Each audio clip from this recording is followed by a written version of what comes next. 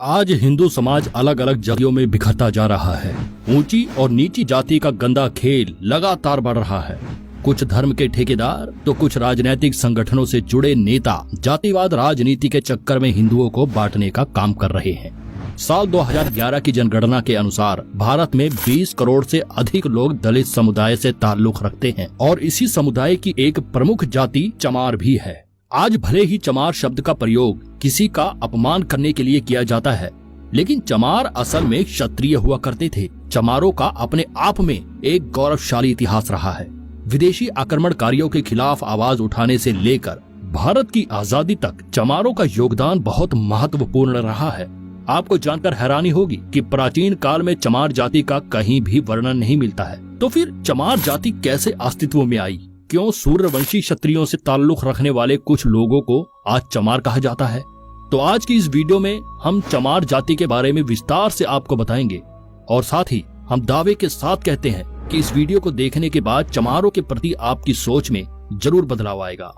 हिंदू धर्म के अनुसार इस दुनिया की रचना ब्रह्मा जी ने की है और प्रत्येक जीव ब्रह्मा जी द्वारा ही बनाया गया है। ईश्वर ने धरती के सभी मनुष्य को एक समान बनाया है, लेकिन समय के साथ साथ इंसान पंथवाद और जातिवाद के चक्कर में पड़ता गया और इंसान ही इंसान की मौत को प्यासा हो गया। धर्म और जाति के नाम पर प्राचीन भारत में कभी कोई भेदभाव नहीं होता था। पहले लोगों को किसी जाति के आधार पर नहीं बल्कि वर्ण और उनके काम के आधार पर बांटा जाता था। आज के समय में जैसे डॉक्टर्स, इंजीनियर्स, टीचर्स, वकील जैसे अलग अलग पेशे हैं, ठीक उसी प्रकार पहले लोगों को उनके कर्म के आधार पर ही पहचाना जाता था। ब्राह्मण, क्षत्रिय, वैश्य और शूद्र के बारे में आपने पढ़ा भी होगा। ये सभी नाम लोगों को उनके कार्यों के आधार पर ही दिए गए थे। वही महाभारत और रामायण काल में भी इंसानों को अलग अलग आधार पर विभाजित किया गया है। उस समय देव, दानव, राक्षस, यक्ष, किन्नर और गंधर्व के आधार पर जाति तय की जाती थी, जो आज की जातिवाद से बिल्कुल भिन्न है। चमार जाति के बारे में वैसे तो कहीं उल्लेख नहीं है। चमार शब्द का प्रयोग पहली बार सिकंदर लोधी द्वारा 16वीं शताब्दी में किया गया था, जिस समय भारत में तुर्की और अफगान के आक्रमणकारियों ने भारत में प्रवेश करना शुरू किया था। उस समय पश्चिम बंगाल में चर्मकार वंश का राज हुआ करता था। ये इक्ष्वाकु और सूर्यवंशी क्षत्रिय समुदाय से संबंध रखते थे। गौतम बुद्ध, चंद्रगुप्त और अशोक सम्राट भी इसी वंश के थे। राजा चवर सेन के शासनकाल के दौरान चर्मकार वंश काफी ऊंचाइयों तक पहुंच गया था। संत रविदास जी भी चवर वंश के ही वंशज थे। चित्तौड़ के राजा राणा सांगा और उनकी पत्नी झाली रानी संत रविदास जी को काफी मानते थे। राजा और रानी ने मिलकर रविदास जी से चित्तौड़ आने का अनुरोध किया और कहा कि वे चित्तौड़ के राजगुरु बनकर महल में निवास करें। रविदास जी ने राजा का आग्रह स्वीकार कर लिया और चित्तौड़ के महल में रहने लगे। इस दौरान रविदास जी के व्याख्यान और उनकी रचनाओं ने लोगों को प्रभावित करना शुरू कर दिया और बड़ी संख्या में लोगों ने रविदास जी को अपना गुरु स्वीकार कर लिया। वहीं दूसरी ओर दिल्ली में सिकंदर लोधी का शासन चल रहा होता है। सिकंदर को रविदास जी के बारे में सूचना मिली तो उन्हें डर हुआ कि कहीं लोग इस्लाम धर्म की बजाय रविदास जी से ज्यादा प्रभावित होना शुरू न कर दे। सिकंदर घबरा गया और अपने एक खास व्यक्ति मुल्ला सदना फकीर से कहा कि वे चित्तौड़ जाए और रविदास जी से इस्लाम धर्म कबूल करने को कहे। रविदास जी को जबरन मुसलमान बनाने के लिए सदना फकीर चल पड़ा।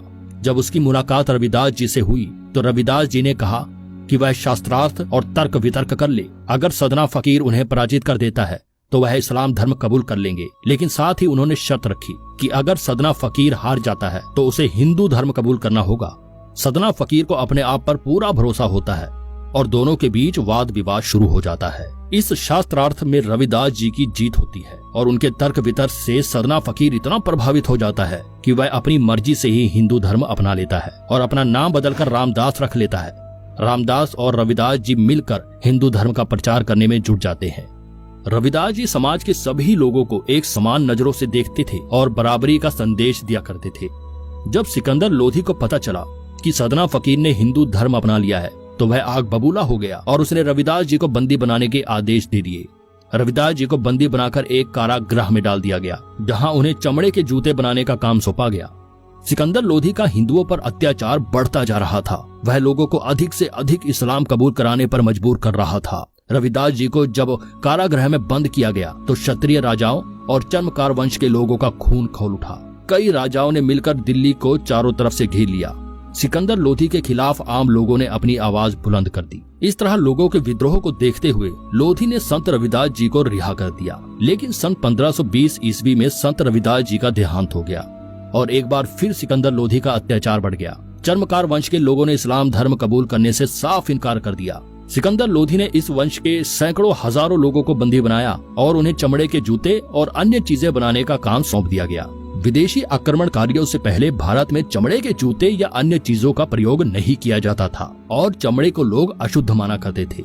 इसके बाद सिकंदर लोधी ने चमड़े का काम करने वाले क्षत्रिय लोगों का अपमान करने के लिए उन्हें चमार कहकर संबोधित किया। चर्मकार वंश के लोगों का अपमान करने और इस्लाम कबूल न करने पर सिकंदर ने चमार कहकर इस क्षत्रिय समुदाय का बहुत अपमान किया।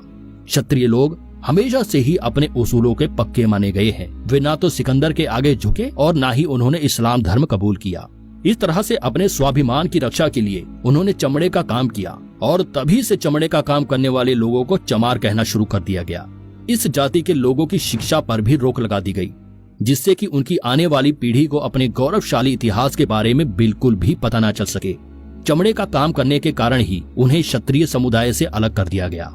सिकंदर लोधी ने ही इन्हें नीच और शूद्र जाति का दर्जा दिया। कर्नल टोड ने अपनी किताब द हिस्ट्री ऑफ राजस्थान में चर्मकार वंश और राजा चंवर सेन के बारे में काफी कुछ लिखा है। चमार जाति के इतिहास के बारे में सबसे अच्छी व्याख्यान डॉक्टर विजय सोनकर शास्त्री जी की पुस्तक हिंदू चर्मकार जाति में देखने को मिलता है। आज भी चमार जाति के लोग संपूर्ण भारत में पाए जाते हैं। भारत के अलावा नेपाल और पाकिस्तान में भी इस समुदाय के लोग रहते हैं। राजस्थान के कुछ हिस्सों में चमारों का रहन सहन और बर्ताव राजपूतों जैसा नजर आता है। महिलाएं घूंघट रखती हैं, तो वहीं पुरुष स्वाभिमान के लिए मूछें और पगड़ी रखते हैं। आज किसी दलित को या इस जाति के लोगों को चमार कहा जाए तो वे काफी गुस्सा हो जाते हैं और अपमानजनक महसूस करते हैं। और वे अपनी जगह बिल्कुल ठीक भी है, क्योंकि जब वे चमार है ही नहीं तो भला किसी की गलत बातों को क्यों बर्दाश्त करे। दूसरे विश्व युद्ध के दौरान अंग्रेजों ने एक चमार रेजिमेंट का भी गठन किया था, जो एक पैदल रेजिमेंट थी। आधिकारिक तौर पर यह 1 मार्च 1943 को बनाई गई। चमार रेजिमेंट की सेना ने कोहिमा की लड़ाई में अपनी महत्वपूर्ण भूमिका निभाई थी और उसके लिए रेजिमेंट को सम्मानित भी किया गया था। 1946 में रेजिमेंट को भंग कर दिया गया था। समय समय पर लोगों द्वारा एक बार फिर से इस रेजिमेंट के गठन की मांग की जाती रही है। बाबा साहेब अम्बेडकर ने अपना पूरा जीवन दलित और पिछड़ी जाति के लोगों को समाज में बराबरी का तबका दिलाने में समर्पित कर दिया। आज भी चमार और अन्य दलित समुदाय के लोग भीमराव अंबेडकर को अपना आदर्श मानते हैं। जरा सोच कर देखिए कि यदि चर्मकार वंश के इन क्षत्रियों ने इस्लामिक आक्रमणकारियों के खिलाफ अपनी आवाज न उठाई होती और इस्लाम धर्म कबूल कर लिया होता, तो आज भारत में मुसलमानों की संख्या 50 करोड़ से भी अधिक होती। और इस बात को भी नकारा नहीं जा सकता कि शायद हिंदू से भी ज्यादा मुसलमान की आबादी आज देश में होती। हिंदू धर्म और समाज की रक्षा में चमार जाति का योगदान कभी भुलाया नहीं जा सकता। तो दोस्तों, उम्मीद करते हैं कि आपको ये वीडियो पसंद आई होगी और चमार जाति के गौरवशाली इतिहास के बारे में भी आप समझ गए होंगे। आज के बाद यकीनन चमारों को देखने का नजरिया भी बदल जाएगा। आज लोग सेकुलर होने के नाम पर ईद पर सवैयां खा सकते हैं, तो फिर भला एक चमार या दलित के घर का पानी पीने में क्या ऐतराज है। ईश्वर ने प्रत्येक मनुष्य को एक समान बनाया है और हमें ईश्वर की रचना में भेदभाव नहीं करना चाहिए। अगर आपको वीडियो अच्छी लगी हो तो इसे लाइक और शेयर जरूर कर देना।